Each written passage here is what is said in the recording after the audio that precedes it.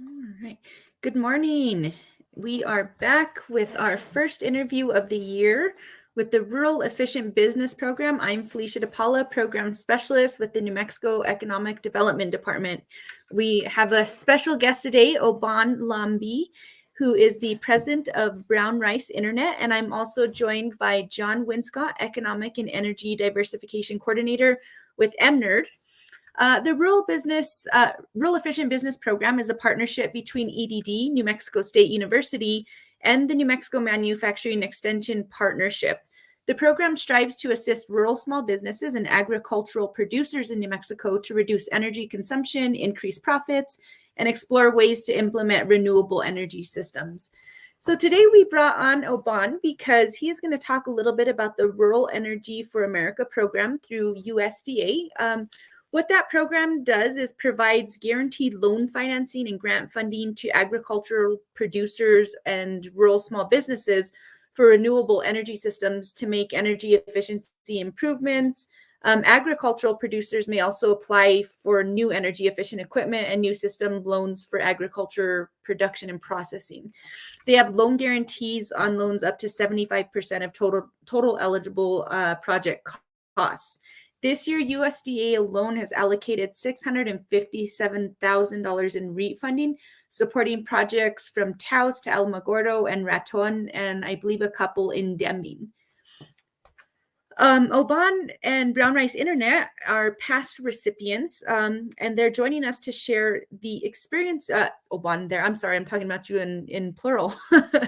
Oban is joining us to share his experiences and work with the REAP grant. Initially, Brownrice Inernet was a one-man web programming business, and he built up organically over time. Taos has become an ideal location as it's natural disaster free, has massive amounts of sun for our solar infrastructure, lots of cool, dry air for their servers, and a very high-tech community to draw from, and robust internet infrastructure that is much needed in the north, seen as how I am struggling with internet here. So thank you so much for your services, Oban, and look forward to chatting with you. So let's just go ahead and jump in here. I'm going to unmute you. So if you can explain a little bit for our viewers what a data center is and what does it do? Sure. Thank you, Felicia. So we have a data center, which is just a big server room. It's full of tons of servers, which use up a whole lot of electricity. And I've always wanted to utilize energy efficient practices because our electrical bills, as we've grown over the years, have grown tremendously. We started off at like $100 a month, like your house. Now we spend $4,000 to $5,000 a month on electricity. Then the first thing that we did when we were a smaller company is we had all these servers, and these servers consume electricity and produce heat, just like when you put your hand behind your computer at your house, it produces heat. Well, you have hundreds or thousands of these, and there's a lot of heat that comes out. And what we were finding when I first built our server room is we couldn't keep it cool, even in the winter when it was like minus 10 degrees outside in Taos. We had these alarms going off on our server room that was too hot. So the first thing that we did is we implemented outside air cooling, and that was great. It lowered our electrical bills because we didn't have to use air conditioners to cool those servers because they need to be in that specified temperature range. That was so great and so affordable and so cool that we started looking at solar. And we thought, oh man, how do we get into this? I want to get into solar, but it's so expensive. And how do we make our money back? And that's what led us to somebody turned me on to the REAP grant. We've actually been participants in the REAP grant twice. First in 2015, and then we just completed another one here in 2021, last fall.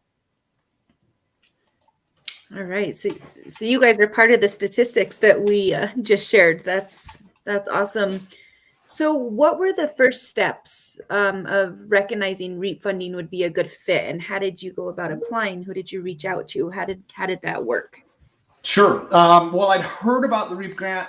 I've never participated in grants before. I'm a small business person and have always just focused on making the businesses profitable and really haven't looked to the government for grant. A friend of mine owns one of the two solar companies in Taos. This is in 2015. I reached out to him and said, yeah, I'm interested in solar. How do we do this? And he said, well, the first thing we got to get you signed up for is a REAP grant, because if you get the grant, then 25% of your project will likely be paid for. You'll literally get a check at the end for 25% of the project. And I was like, wow, this is amazing. So it was a friend of mine, Dan Wyman at PPC Solar in Taos, and I knew they do a lot of work all over northern Mexico and in other states.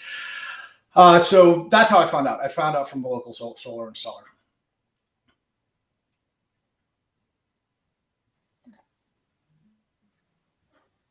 And I can just walk you through the whole process if you want, because I've got the whole story here.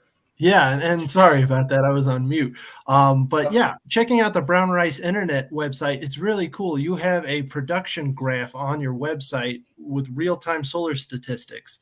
How did that come to be? Is that something that the solar provider like hooked you up with, or is that an initiative that Brownrice came up with? It's both. So when you get when you build solar, and I think this is most systems now, you get an app. You get an app on your phone that connects to the inverters. The inverters convert the solar energy to usable energy for, in our case, our data center, or for your house, or whatever your business, whatever you're using it for. And those inverters, and you'll see them, those boxes below the solar panels, they're usually raised pretty high. Those are connected to the internet. So we connected them to our little Wi-Fi network, which you can do at your home or your business, and you get an app, and the app shows you your solar usage over the hour, over time, in real time, over the year, over years. It's super great. I love this app. I look at it all the time, just for fun. Good solar manufacturers, and I think all of them do this now, those inverter manufacturers provide what's called an API. And we're programmers, so we're systems administrators and programmers. So we're like, and an API allows us to get that data ourselves, connect to the data, and pull it out. So it was both. One, the app shows you that stuff. Most solar inverter companies provide a web-like widget you can stick into your website that'll just show you display graphs. We built our own, and actually we took that a step farther. We integrate the incoming solar power with how our servers are generating heat and power and cooling, and we have internal graphs that show us all sorts of stuff. But so it's a combination of the two. Oh, that's amazing. And has that help like maximize what you're looking for out of like solar output, and like terms of like, did you start off with like a certain amount of solar panels, start looking at the data, and then went back and thought, hey, maybe we should supplement this? Does that go into like how you refine your energy input at Brownrice? 100% it did. So the first iteration of the REAP grant and our solar structure, we built a parking structure, 20 kilowatt parking structure. And with those graphs, we could quickly determine there's a short period of the day when our solar structures, particularly in May and June, when they're most efficient, are producing more power than we're using. But it was just a short period of the day. The panels are producing all day long while the sun is up, but we use a significant amount of power. And so quickly over time, as our electrical usage continued to grow in that little area of the graph where we were producing more than we were using, started dipping down, we realized, okay, we want to do more. And so that led to their second round, where we increased our parking structure size from a 20 kilowatt production to 50 kilowatt production.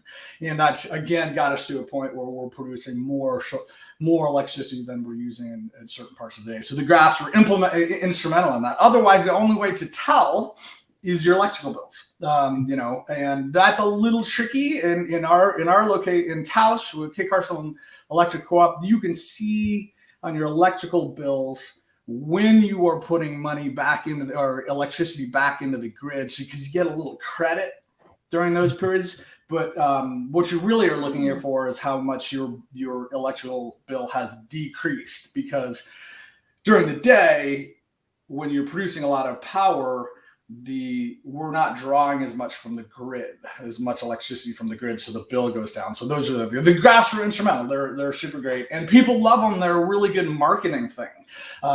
When somebody comes to our website, we often have people sign up and say, "Are you solar?" And like, well, we're not 100% solar, but we are. And they're like, when you're putting your money where your mouth is. It's not like exchanges for electricity. It's real stuff, and people sign up for that for those reasons, which is nice. Absolutely. I wish it was easy to get sort of the complex graphs that you're able to manipulate and put on your website. I mean, I feel like they're super helpful learning tool for myself. So love to see more of those. And going back to the parking structure solar, what made you lean towards getting PV on a parking structure versus, say, like PV on a roof or PV on a pole? What went into that thought process? Sure.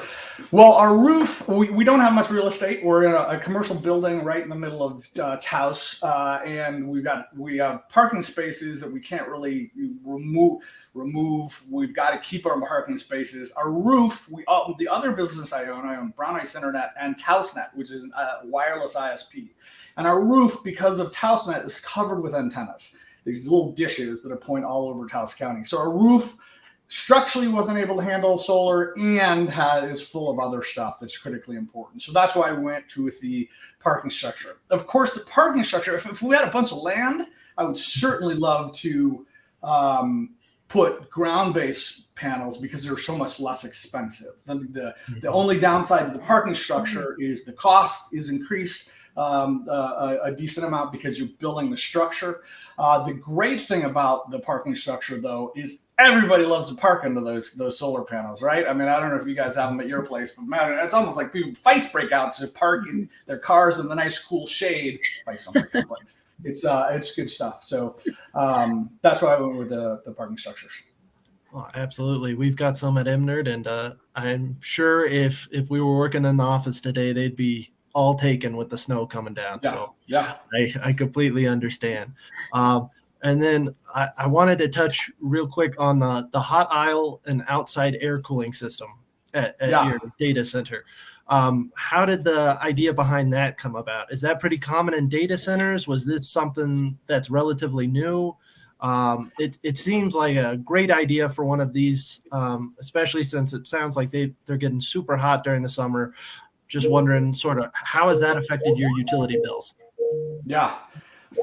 So that is, hot aisle cooling. And, if I were to give you some photos or something, our data center, data centers are racks of servers, and the racks, the front of the racks are the servers pull in cool air. And a normal traditional data center, a government building, school building with a lot of computers in it, those servers pull in the hot air and then pull in the cool air that your air conditioners have provided and then blow hot air back, and it circulates back into the room. And the air conditioner, this big air conditioner in that room or on the wall or wherever it is, then has to recool the hot air and send it back to the servers. This is really an inefficient loop, and it is traditional data centers. So what you do is you build these server racks, you put a bunch of servers in there, put a huge air conditioner in there, and they heat and cool, and really inefficient. So this is back to when we couldn't keep our servers cool. So originally we started off our data center in a room in our office, and we had a few racks and we had some window air conditioning units, just like you see in an apartment building. And what would happen is in the freezing cold of the night, the air conditioners would freeze up and they would stop producing cool air. So there was other situations. Some of them would turn themselves off to protect themselves from the super cold air. So that's when we started researching, what are the big guys doing? What are the Googles? What are the Facebooks? What are they doing? So the big guys are moving all their data centers to the northern latitudes, or often. Canada, Sweden, and then using outside air cooling. And what you do is you just have big fans that suck in the outside air, and you have filters, hospital grade filters, to make sure no dust comes into the room. And when the temperature outside is below what you need your servers to be at, you just suck in cold air. But the key to that is you can't just suck in air. You got to make sure some air is going out to replace that air, or else it won't come in. So you contain the back of your server racks, and that is the the hot aisle. You keep all that hot air that the servers are producing out of the back of the rack, and you contain it, and you have another fan that blows out hot air out of the building. And so then you don't have your air conditioner even on. Our air conditioners do not run from mid-September to, late April in Taos, because it's so nice and cool and such great dry air. So that was how we did that. And we did it on a budget. We're a small business. We use refrigerator curtains.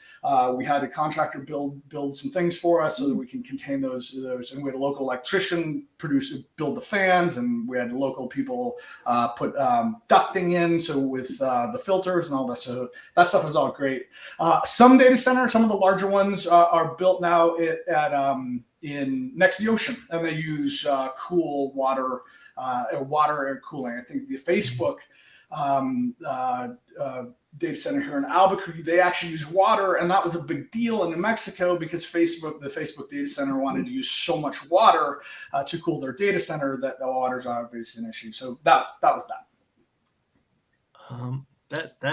That's amazing. I mean, the technology and the innovation that went into that is incredible. And it seems like every part of your data center, you're thinking about it in like an environmentally friendly, like innovative way, even when it comes to something like the fire suppression system I was seeing. Could you go into what makes that environmentally friendly? Well, I don't really understand it, but we wanted a fire suppression system that wouldn't spew water all over our servers, right? There's no point. We'd rather just burn the servers. If you're going to spew water over them, they're toast anyway. So we researched different suppression systems, and there's this, I don't know, it's on the website, NEMA 2020 or something.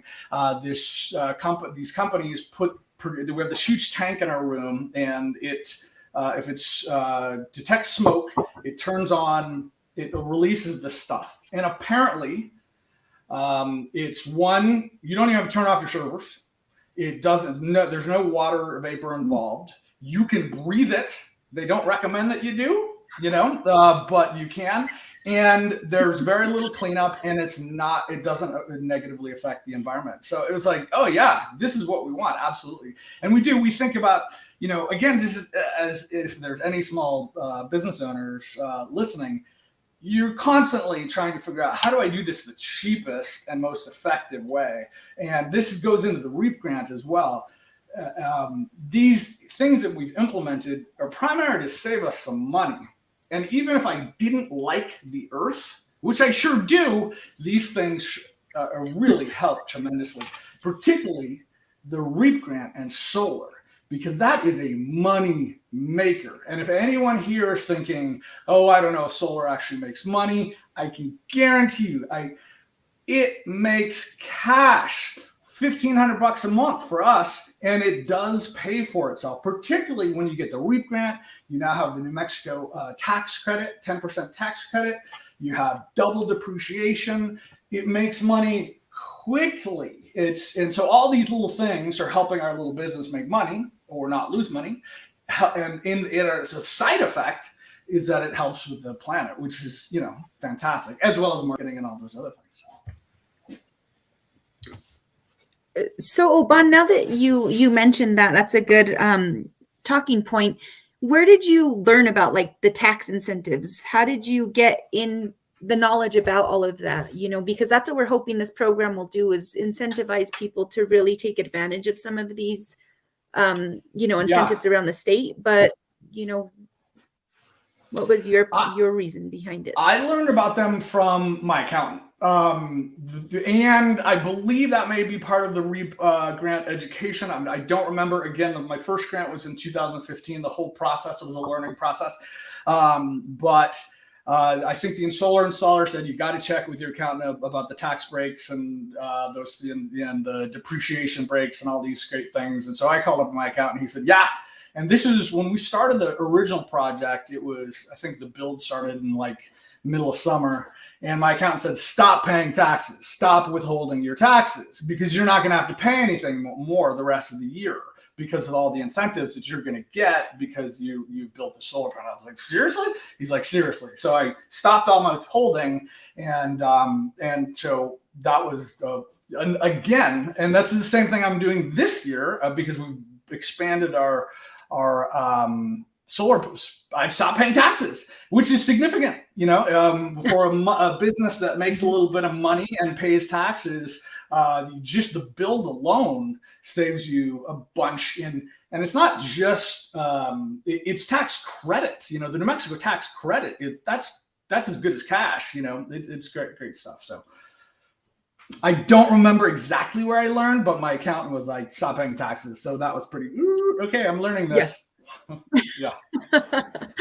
Perfect. Yeah, and if we could take you up on that, on the offer of just kind of walking us through all of the steps, that would be awesome, of how you went about REAP and what the process was for you and all the decisions you made. And that was another huge surprise to me, is how easy the process was. And we've had two projects. We had the 20 kilowatt array, and then we increased it to a 50 kilowatt parking array. And that just finished this last fall. The great thing, and I can't speak for all solar installers in New Mexico, but we use two different solar installers in Taos: Soluna Solar for the latest one, and PPC Solar for the one in 2015. I can't say enough good things about both companies. They did 98% of the REAP grant work. And from a small business perspective, that was a mind blower for me. I always assumed that I'm going to be faced with all sorts of crazy government paperwork, and I'm going to have to give them all this stuff. And I had to give them some financial numbers from the business, and they filled out everything, because the installers want to make this really easy for you, because they're getting REAP money essentially to pay them. Or just make this process easy. So for both those companies, they did 98% of the grant work. So the first step was, let's design a solar parking structure. How much is that going to cost? And what we did both times, in the REAP has a spring funding round and a fall funding round. Both times I happened to apply in the fall. The fall is for smaller projects. They're up to $80,000 solar projects or efficiency projects or what have you. So they both happen to be $80,000 caps to how much you could apply for.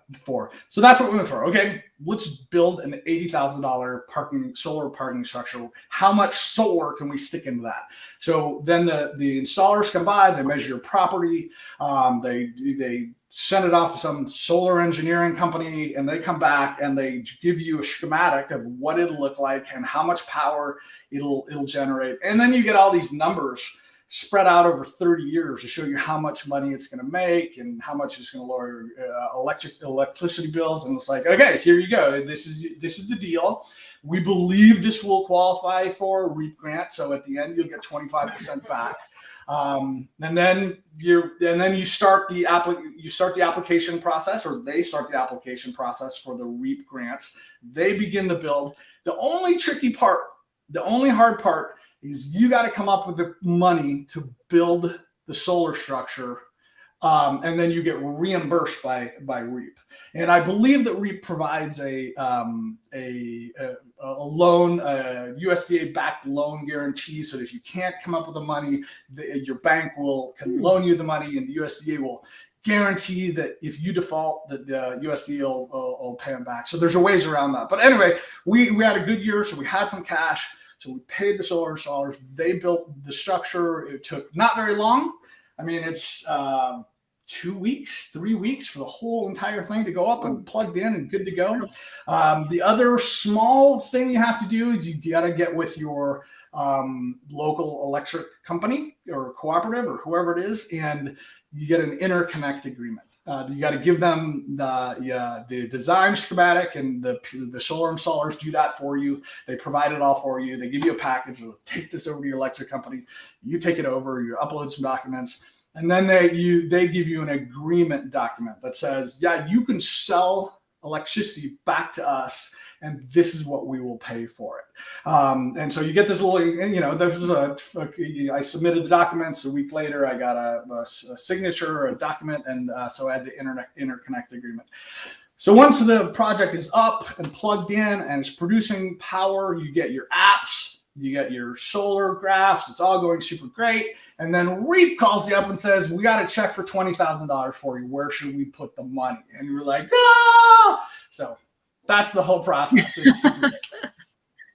Wow. Yeah, that sounds like a smooth and easy. That's Yeah, awesome, and John. we did it twice. We did it twice with 2 different solar companies that worked exactly the same both ways. So again, we're looking forward, are thinking about, well, how can we do this to get even more efficient and so the next thing, we'd like to buy some land next to our property, get some, put ground-based solar panels on land and become truly 100% solar powered. The other thing we'd like to do is currently in the winter, we have this data center that's blowing hot air out into the air. Well, let's change that around and blow it into our offices to keep our staff warm instead of paying, these are the things that we want to do. And again, USDA and REAP are like, yeah, we would likely fund things like that. And they're lovely people to deal with and really enjoy it. So wait, what was the total time from when you turned in the REAP application to when you got that check? Well, the time was a while, maybe 4-6 months. That wasn't because of REAP. That was because of you submit the application and then REAP sends you a letter or an email that says, we're not guaranteeing anything, but we're probably going to fund this thing so you can begin construction. At that point, and maybe that's a few weeks. At that point, then you got to get in the solar structure installer's schedule. So in my case, it was 2 months. He was like, okay, I'll be there, whatever, November 1st. We'll be there November 1st.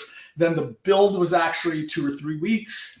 And then the solar installer sends documents to REAP that says it's done, it's working. These are the numbers it's producing, the electricity that it's producing. And I'd say 2 weeks later, we had $20,000 deposited into our bank account both times. So it was maybe a 4 to 6 month process, the entire thing from beginning to money in the account. Oh, it's still incredible for that kind of turnaround. Everything that goes into it. Jeez. Yeah. Wow. So I have a question for you. So businesses, obviously, I know we've fallen on hard times, with COVID and everything. So I think that a lot of businesses, oh, did we lose him?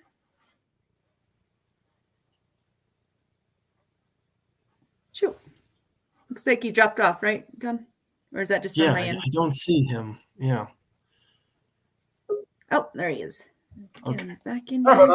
Browser crash there. Okay. You were saying businesses are falling on hard times, and then Yeah. So I think a lot of businesses, specifically rural businesses, are a bit apprehensive to put money towards something that's going to take a little time to show money. We're needing more instantaneous results rather than long term.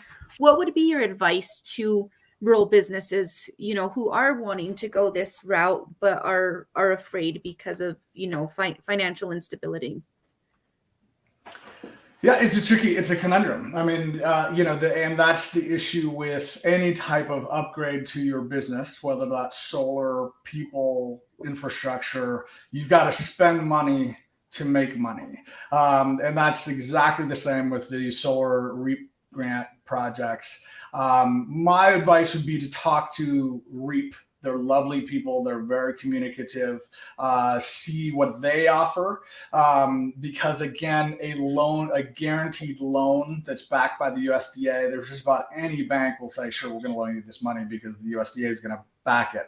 So I would talk to REAP. I would talk to my local bank and I would push forward. I mean, particularly if you own your building or you're in a long-term lease on your property, because the stress of investing in these types of energy efficiency upgrades, maybe now, if you survive the pandemic and your business continues, even if your business doesn't continue, you're going to get paid by the electrical company, or you're going to make, your electricity bills, if you own your property, are going to be significantly less forever, for 30 years or whatever those solar panels are. So, stressful for certain, but if you can pull it off, I would do it. And you don't have to have an $80,000 solar parking structure. You can do it $20,000 or $10,000, and they still do wonders for you. So I would, if you can, pursue it. Awesome. John, did you have any other questions? Sure. I was just real curious. You mentioned how you're interested in putting that separate sort of ground array out to reach 100% solar. What percentage would you say that you're at now? 33, about 30 to 33%. I mean, if you take the entire year and the amount, and this is because of the graphs, and we graph our electrical usage as well as our power, our production.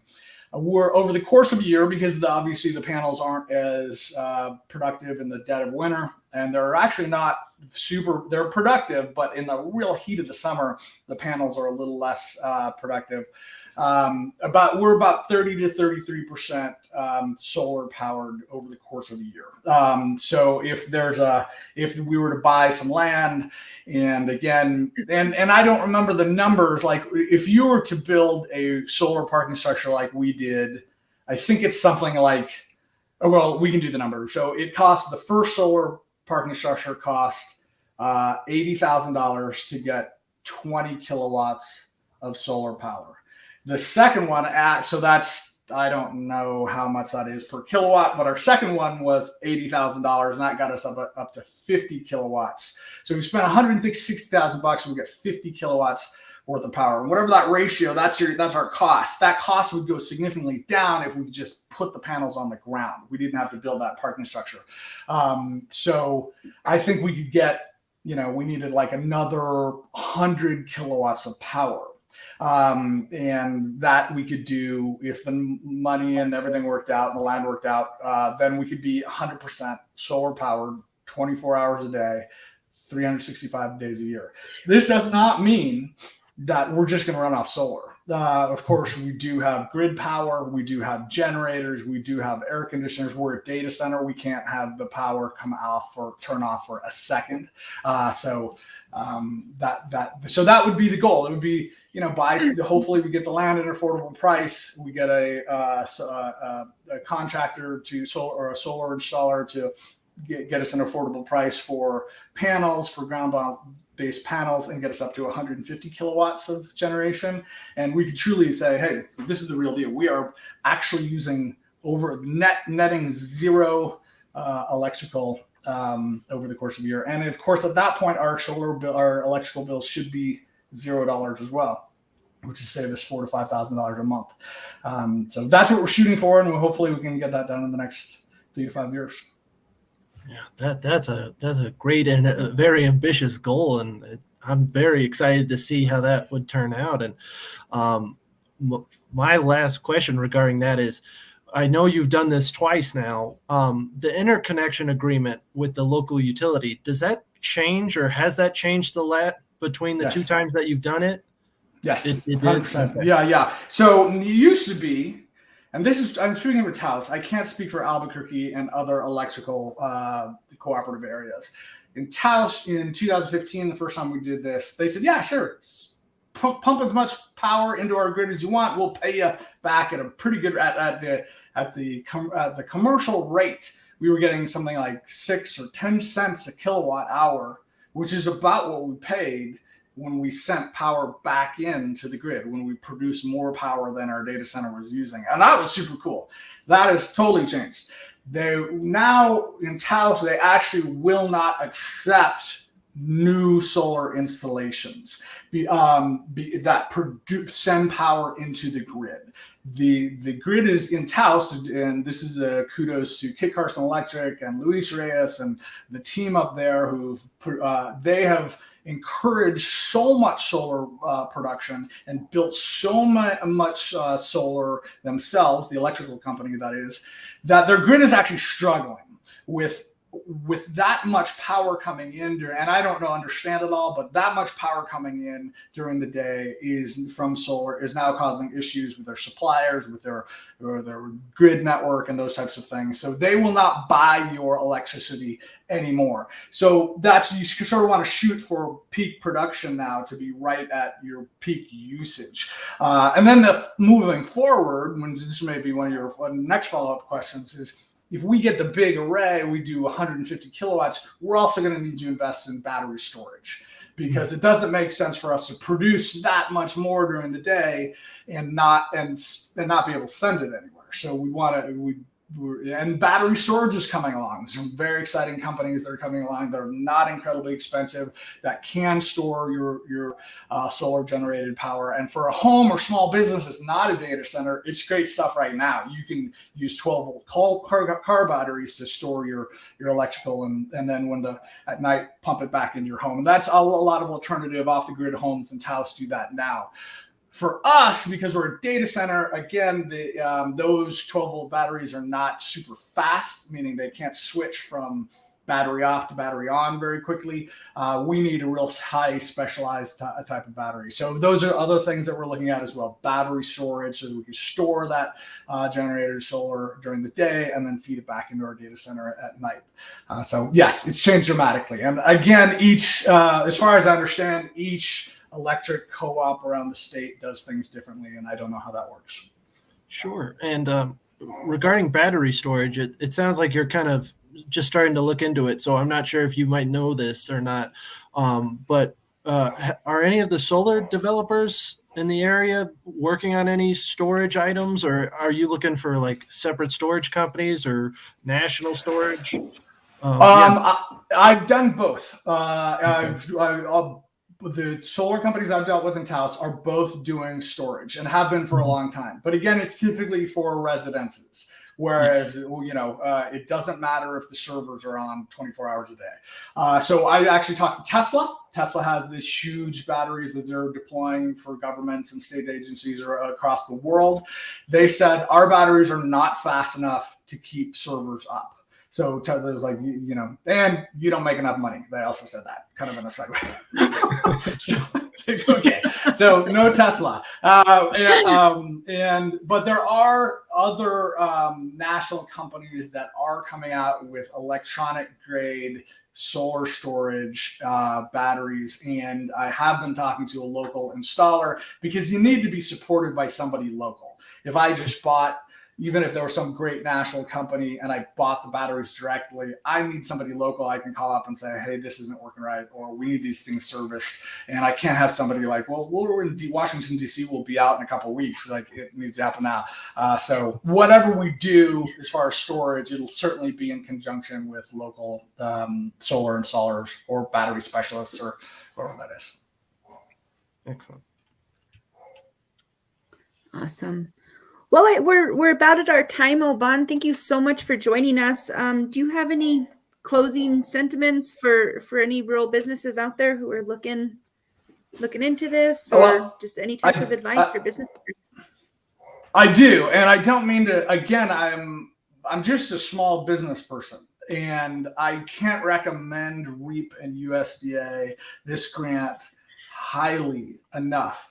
I also can't recommend producing solar power for a money-making part of your business highly enough. It's scary. It's stressful to put money out for something you don't see a return on immediately.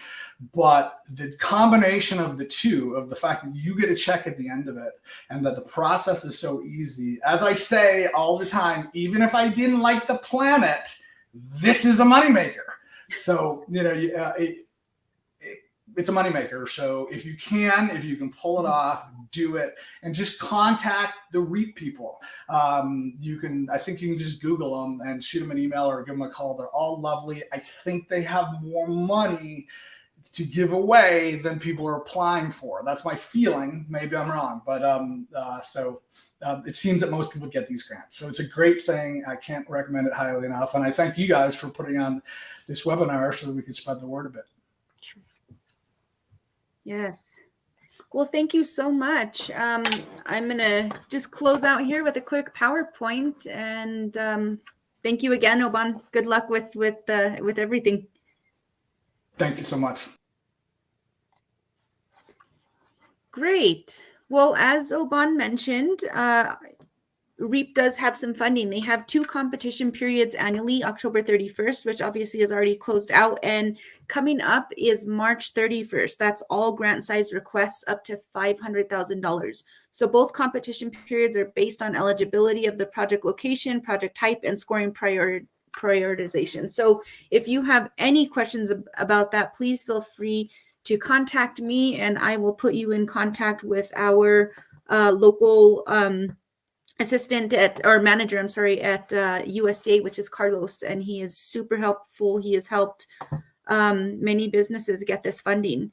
So I am just going to jump into our quick PowerPoint to share a little bit about what New Mexico State is doing and MEP, if I can pull it up.